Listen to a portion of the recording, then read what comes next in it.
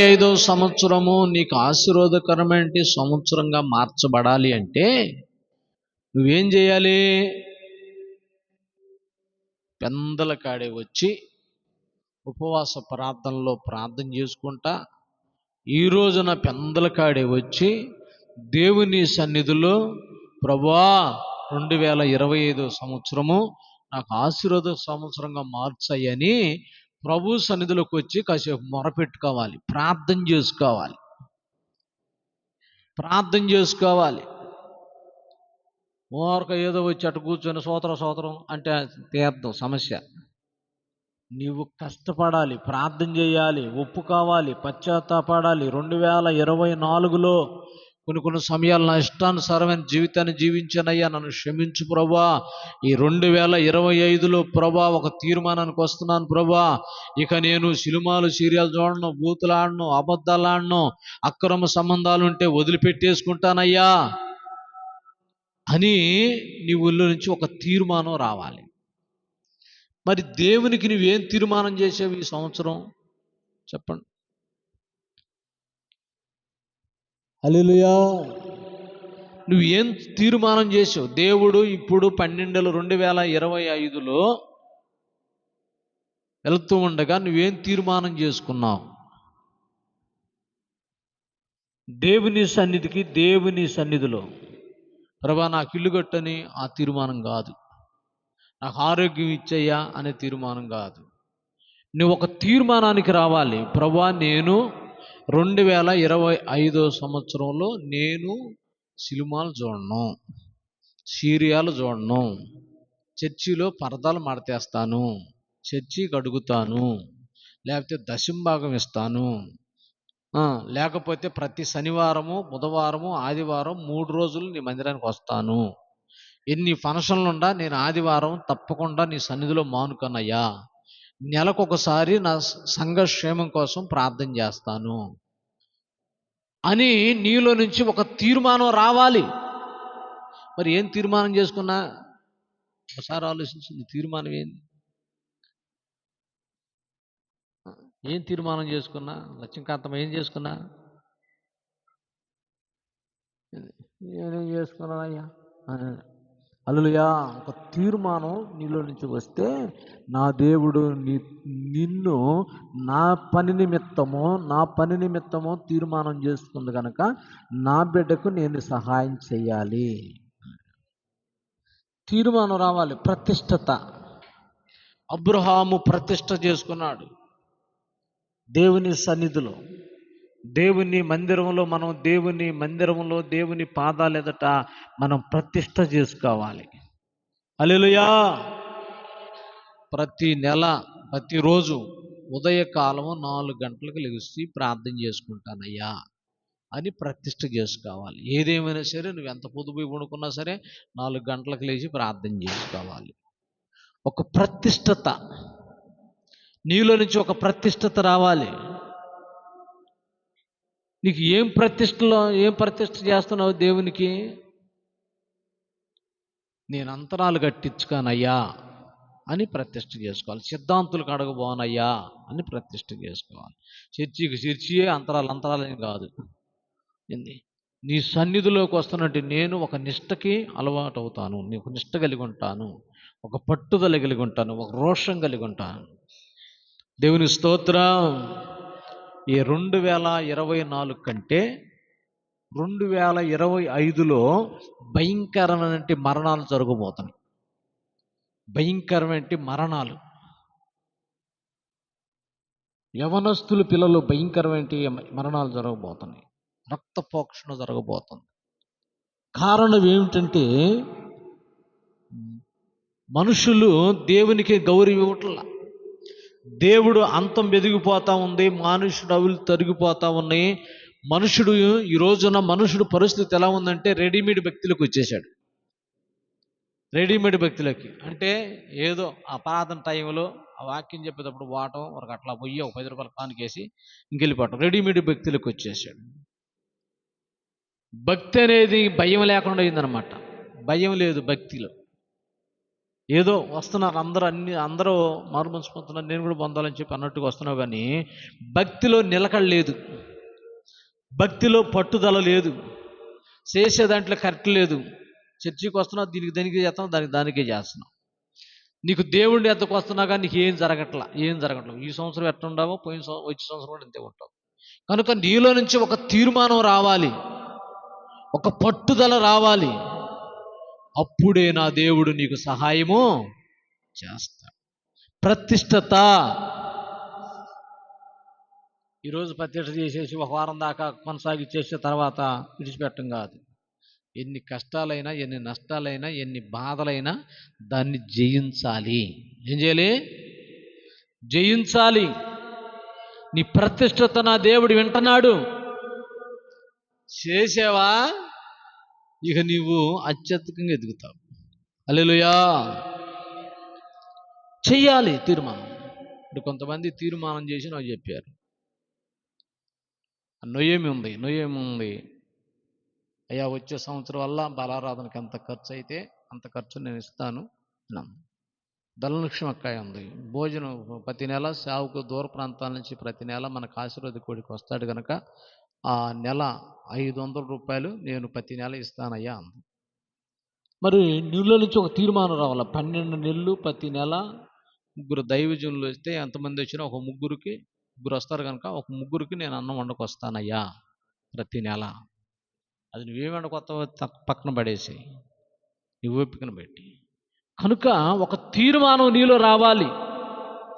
అది చూస్తున్నాడు నా దేవుడు. అయ్యా, నేను సంపాదించుకుంటా, నా కోసం పాస్టర్ గారు బాగా ఏడిచి ఉపవాసాలు ఉండి ప్రార్థన చేయండి అయ్యా, నేను సంపాదించుకొని ఇంటికాడ కూర్చొని సీరియల్ సినిమా చూస్తాను కాదు. ఇది కాదు. నీలో నుంచి ఒక తీర్మానం రావాలి. దేవునికి నువ్వేం ఏం చేస్తున్నావు? నా కాడేమీ లేదు ప్రభా, నువ్వు ఇస్తే నేను చేస్తానయ్యా అని తీర్మానం చేసుకోవాలి. హల్లెలూయా. ఓరకు వచ్చిపోతే ఏం జరగదు, ఉన్నది కూడా గరిగిపోయింది, ఉన్నది కూడా పోయిద్ది. దేవుని సన్నిధిలో మనం తీర్మానం చేసుకుంటే దేవుడు ఆ తీర్మానాన్ని మనం ఆశీర్వదిస్తాడు. నేను ఈ పని జరిగిస్తాను. ఇప్పుడు నేనేం చేస్తాను, నాకు బరువు తగ్గింది. ఏం తగ్గింది? బరువు తగ్గింది. ధనలక్ష్మికాయ ప్రతి నెల ఒక 500 కానుక ఇచ్చింది కనుక దైవజనుడిని పిలిపించి ప్రార్థన పెడతాను. భోజనమే కదా, ఎట్టకాడ చేస్తాను. ఆ భోజన కార్యక్రమం కూడా విందనుకో, ఇంకోటి నేను ఫ్రీ అవుతాను. హల్లెలూయా. ఇప్పుడు ఏం చేస్తున్నాను నేను? వచ్చేది ఆదివారం 300 రూపాయలు కానుక 400 వచ్చింది. 400 రూపాయలు కుటుంబానికే చాలు. అర్థం లేదు, ఏమి లేదు. 4 మాటలు చెప్పి నేను ముగిచ్చేసుకుంటున్నాను. హల్లెలూయా. సంఘం ఎదుగుదల లేదు, మీరు ఆధ్యాత్మికంగా బలపడేది లేదు. హల్లెలూయా. ఇప్పుడు వసంతమ్మ తీర్మానం చేసుకుంది, అయ్యా నేను ప్రతి నెల నాకు ముసలి డబ్బులు 400 వస్తాయి కనుక నేను మీరు చెప్పాక అందగా చెబుతున్నా, నేను 500 ఇస్తానయ్యా ఇక్కడ నుంచి. హల్లెలూయా.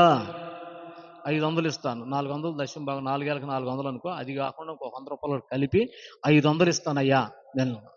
మరి ఆ ముసలమ్మే అంత తీర్మానం చేసుకుంటే మరి నువ్వు అవి ఉచితంగా వచ్చే డబ్బులు జగన్ ఇస్తున్నాడు కాబట్టి దశం భాగం ఇవ్వాలి కాబట్టి దాంట్లో నుంచి దశం భాగం. మరి నువ్వు ఇస్తున్నావా? ఎంతమంది ఉన్నారు ముసలోళ్ళు, ఎంతమంది ఉన్నారు ఎదవరాళ్ళు? ఇస్తున్నావా? ఇది దశమ భాగం అయ్యా, నాకు ఉచితంగా వచ్చే దాంట్లో ఇస్తున్నావా? అది తింటావు, ఇది తింటావు, మొత్తం తినేస్తున్నావు. హల్లెలూయా. అన్ని దేనికి? అన్నీ దేవుని మందిరము డెవలప్ కోసం, పరిచర్య సువార్తకు ప్రజలకు ప్రకటించే దానికోసం. హల్లెలూయా. ఒక్కొక్క తీర్మానంలోకి ఒక్కొక్కళ్ళు రావాలి. దేవుణ్ణి మరి మనం ఏం చేస్తున్నామంటే దేవుని సన్నిధిలో మనం నమ్మకంగా ఉండలేదు. దేవుణ్ణి మాత్రం ఇవ్వు అని అడుగుతున్నాం. హల్లెలూయా. దేవుని సన్నిధిలో 2025 సంవత్సరంలో మన పంటలు బాగుండాలంటే మనం ఇక్కడి నుంచి ఏం చేయాలి? మన తీర్మానం మనము చేయాలి. దేవుని స్తోత్రం. మన పిల్లలు బాగుండాలి, మన పిల్లలకు మంచి ఉద్యోగాలు రావాలంటే మనకు ప్రార్థన చేస్తే రాదు ఉద్యోగం. దానికి తగ్గ క్రియలు ఉండాలి. నీ కాడ ఉండాలి. నువ్వు ప్రార్థన చేసుకోవాలి, నమ్మకంగా ఉండాలి, కరెక్ట్గా చర్చికి రావాలి. దేవుని సన్నిధిలో నమ్మకంగా ఉంటే దేవుడు అన్ని ఇస్తాడు. దేవుని మందిరాన్ని రాకుండా నాకు అన్నీ చేయంటే చేయడు. హల్లెలూయా. నేను ఇంటికాడ తిరుగుతానంటే ఆయన చేయడు. ఆయన నేను ఫంక్షన్ వచ్చింది నాకు నోమకార్థంగా కొనసాగటంటే పరలోకం కూడా ఉండదు, నీకు పరలోకం కూడా ఉండదు. పరలోకంలో దేవుని పని చేస్తున్నట్టు వారికి సమస్యలు వస్తాయి, శోధనలు వస్తాయి, ఇబ్బందులు వస్తాయి, ఇరుకులు వస్తాయి. ఇవన్నిటిలో మనం ఏం చేయాలి? జయించాలి.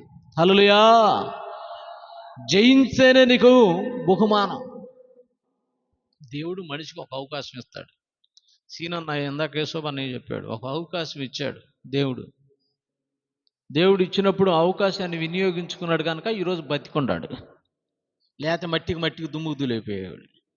నాకు 2 ఆడపిల్లలు, ఒక మగపిల్లోడు, మాకు అయ్యుడితి సిద్ధాంతాలు ఉన్నాయి, అయ్యుండి మేము విగ్రహారాధన చేస్తున్నాము, మా బంధువులు దూరం అయిపోతారు యేసుప్రభుని నమ్ముకుంటే. యేసుప్రభుని నమ్ముకుంటే బంధువులు దూరం కాదు, నువ్వు బతికుండాలిగా. ముందు నువ్వు బతికుండాలిగా. నీ బంధువులు తీసి పక్కన పెట్టేసాయి. నువ్వు బతికుండప్పుడు అందరూ బంధువులే. నీ పిల్లలు 3 ఉండాలి, నువ్వు బతికుండాలి. నువ్వు బతికుండాలంటే దేవుడు నిన్ను ఏర్పరచుకున్నాడు కనుక ఆయనకి నువ్వు అవకాశం ఇవ్వాలి. ఆ అవకాశాన్ని వినియోగించుకోవాలి. దేవుడు పొద్దుగూకులు ఇవ్వడు, ఒక్కసారి అవకాశం ఇచ్చేది. అవి ఇచ్చిన అవకాశాన్ని పోగొట్టుకుంటే ఇక నీ అంత దరిద్రులేడు. అవి ఇచ్చిన అవకాశాన్ని కాపాడుకోవాలి. హల్లెలూయా. నేను 12 సంవత్సరాలు మహాశ్రమలు అనుభవిస్తే దేవుడు నన్ను ఒక అవకాశం ఇచ్చాడు. దేనికి పనికిరానంటే నన్ను దేవుడు తీసుకొచ్చాడు, పడేశాడు. అవకాశాన్ని వినియోగించుకున్నా. నువ్వు కూడా నీకు ఇచ్చిన అవకాశాన్ని, రక్షణను నిర్లక్ష్యం చేయకుండా, పోగొట్టుకోకుండా నువ్వేం చేయాలంటే ఆ యొక్క విశ్వాసాన్ని కూడా కాపాడుకోవాలి. నిన్ను మనసులో ఎన్నుకాల దేవుడు ఏర్పరచుకున్నాడు. హల్లెలూయా. దేవుడు ఏర్పరచుకుంటే నువ్వు ఏడొచ్చున్నావు. దేవుని ఏర్పరచుకోబడి యవనస్తులు, మంచి యవనస్తులు ఆకులు రాలిపోయినట్టుగా రాలిపోయారు. దీనివల్ల యాక్సిడెంట్ల వల్ల, కరోనా వల్ల. మా చెల్లెలకి 5 ఆడపిల్లలు, యవనస్తులు త్రాగుడుకు బానిసలైపోయి యాక్సిడెంట్లో 2 అల్లుళ్ళు చనిపోయారు. 2 అల్లుళ్ళు తాగి బిర్జి గుద్దాడు. పోయి పేద గుజ్జి గుద్దితే పోయి దాంట్లో పడి చచ్చిపోయాడు. తీసుకుని పోతే లేదు. ఇంకొక అల్లుడు ముందేసుకుని వస్తుంటే లారీకి గుద్దితే ఆయన. ఇట్లాగా భయంకరమైన పరిస్థితుల్లో యవనస్తులు ఈ రోజున భయంకరం. ఇందాక 2 పోతున్నారు ఇక్కడ, అసలు ఆ స్పీడ్ బ్రేకర్ కాడ దాదాపు 1.5 అడుగున్నర ఎత్తులు వేసింది బండి. ఏంది భయం వేసింది, పొట్టుకొని 4 బీగుదాం అనిపించింది. వాళ్ళు బాగానే పోతారు. వాళ్ళకు బైకులు కొని పెట్టేసి బడాయి అనమాట. ఆ తల్లేమో ఆ బిడ్డల మీద ఆశ పెట్టుకుని ఉంది, వాళ్ళేమో బడాయికి తిరుగుతున్నారు బళ్ళు వేసుకొని. దేవుని స్తోత్రం. దేవుణ్ణి స్తుతించట్లా, దేవుణ్ణి గణపరచట్లా. తల్లిదండ్రులు కష్టపడతా ఉన్నారు కదా, వాళ్ళ ఇష్టానుసారం అయిపోయింది. కనుక మనం చాలా జాగ్రత్తగా మన జీవితాన్ని మనము కాపాడుకోవాలి. హల్లెలూయా. చాలా మంచిది. దగ్గరగా కొత్త సంవత్సరం ఎక్కడ దాకా వచ్చింది? ఒంగోలు దాకా వచ్చిందంట. హల్లెలూయా. దేవుని స్తోత్రం. ఎక్కడ దాకా వచ్చింది? మనము ఇప్పుడు ఏం శుభ్రం చేసుకోవాలి? హృదయం శుభ్రం చేసుకోవాలి. ఇళ్ళు కాదు, బట్టలు కాదు, ఒళ్ళు కాదు. ఏం శుభ్రం చేసుకోవాలి? హృదయము. హల్లెలూయా. హృదయం శుభ్రం చేసుకొని దేవుని సన్నిధిలో చేతులెత్తి ప్రార్థన చేయాలి. యేసయ్యా 22వ సంవత్సరం 25వ సంవత్సరంలోకి మేము వెలుచు ఉండగా మమ్మలను, మా బిడ్డలను, మా కుటుంబాల్లో శాంతి, సమాధానం, ఆశీర్వాదం, ఆరోగ్యమును నింపయ్యా అని దేవునికి మనం ఆకాశం వైపు చేతులెత్తి దేవుణ్ణి స్తుతించాలి. హల్లెలూయా. 12 అయిపోయిన తర్వాత రారోటు అటురా. 12 అయిపోయిన తర్వాత 12 దాని తర్వాత మనం బిర్యానీ ఏర్పాటు చేసాం. ఎక్కడ? ఫ్లాట్లో. మన గ్రూప్ మందే అన్నీ రెడీ చేసుకొచ్చి పెట్టా. వత్తనాలరా, ప్రార్థనలో ఉండా, నూరు బీరా. హల్లెలూయా. ఆ బ్యాచ్ కూడా ఉంటారు. దేవుని స్తోత్రం. రకరకాలమైన బ్యాచ్. దేవుని స్తోత్రం. మనం ఈ రాత్రికాల సమయంలో ప్రభుని మనం స్తుతించాలి. చిన్న పాట ఒకటి పాడుకొని శ్యాంబాబు ఒక పాట పాడతాడు. తర్వాత శ్యాంబాబు కూడా సాక్ష్యం చెబుతాడు.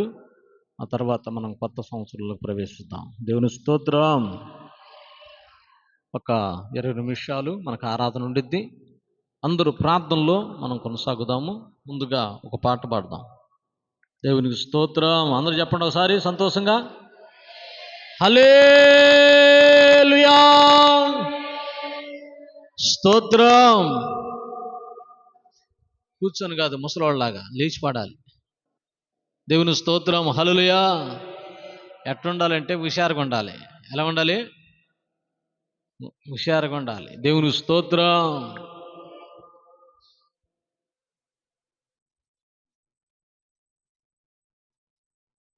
Praise lord. అందరూ చప్పట్లు కొట్టి దేవుని నామమున భరిద్దాం. పాటలు పాడుతుండగా అందరూ కలిసి పాడటానికి సహాయం చేయండి. ఆమేన్. స్తోత్రం.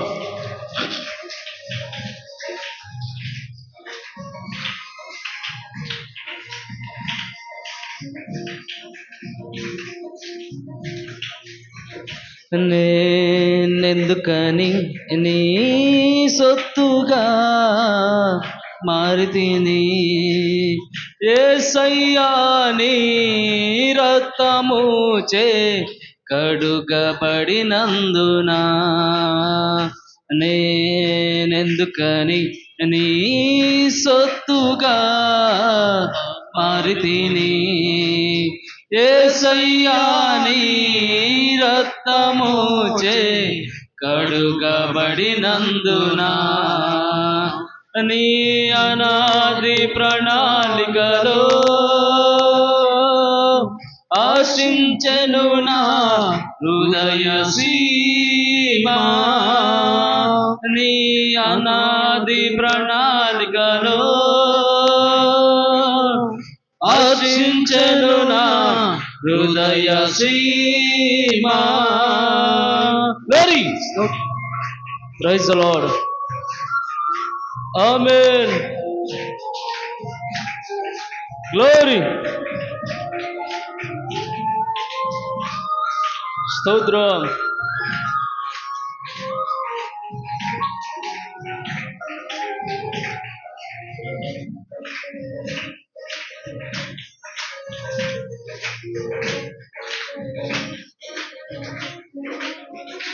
నీ పరిచర్యను తుదముట్టించుటేనా నియమమాయనే. నీ సన్నిధిలో నీ పొందుకోరి నీ స్నేహితుడానైతేనే. అందరు కలిసి పడదాం. నీ పరిచర్యను తుదముట్టించుటేనా నియమమాయనే. నీ సన్నిధిలో నీ పొందుకోరి నీ స్నేహితుడానైతిని. ఆహో నా ధన్యత, ఓహో నా భాగ్యము, ఏమని వివరింతును యేసయ్యా, ఏమని వివరింతును. ఆహా నా ధన్యత, ఓహో నా భాగ్యము, ఏమని వివరింతును, ఏమని వివరింతును. నేనెందుకని నీ సొత్తుగా మారితిని, యేసయ్యా నీ రక్తముచే కడుగబడినందున. నీ అనాది ప్రణాళికలో హర్షించెను నా హృదయ సీమా. స్తోత్రం. అందరూ కలిసి కొడతాం.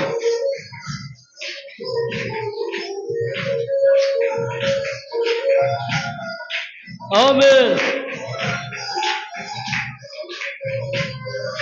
Praise the lord.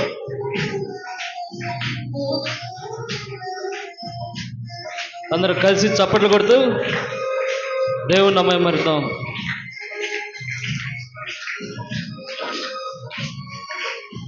నీ శ్రమలలో పాలుందుటయే నా దర్శనమాయనే నా తను వందున శ్రమలు సహించి నీ వారసుడానైతిని నీ శ్రమలలో పాలుందుటయే నా దర్శనమాయనే నీ సన్నిధిలో నీ సందు కోరి నీ వారసుడానైతినే ఆహ నా ధన్యత ఓ నా భాగ్యము ఏమని వివరింతును ఏమని వివరింతును ఆహ నా ధన్యత ఓ నా భాగ్యము ఏమని వివరింతును ఏమని వివరింతును ఎందుకని నీ సొత్తుగా మారితిని యేసయ్యా నీ రక్తము చే కడుగబడినందున నీ అనాది ప్రణాళికలో హర్షించెను నా హృదయ సీమా స్తోత్రం ప్రైజ్ లార్డ్ ఆమేన్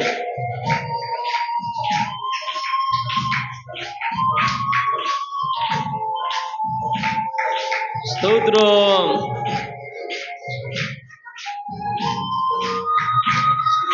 గ్లోరీ ఆమేన్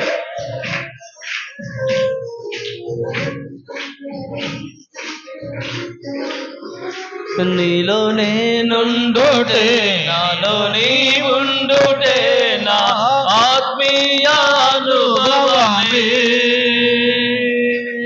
పరిశుద్ధాత్మని అభిషేకముతో నే పరిపూర్ణత చెందినా నీలో నేనుండుటే నాలో నీ ఉండుటే నా ఆత్మీయానుభవమే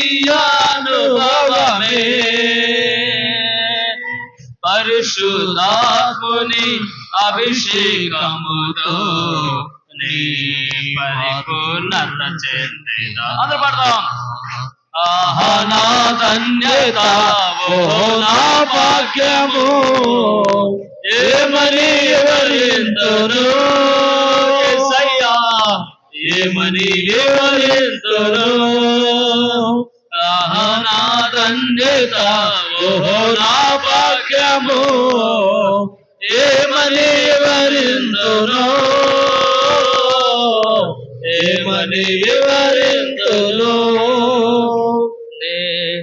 ఎందుకని నీ సొత్తుగా మారితిని యేసయ్యా నీ రక్తము చే కడుగబడినందున నీ అనాది ప్రణాళికలో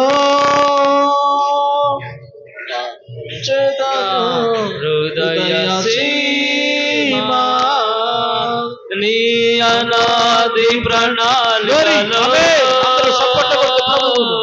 హర్షించెను నా హృదయ సీమా నీ అనాది ప్రణాళికలో హర్షించెను నా హృదయ సీమా హల్లెలూయా హల్లెలూయా హల్లెలూయా చెప్పండి ఒకసారి హల్లెలూయా నిద్ర వస్తుందా దేవుని స్తోత్రం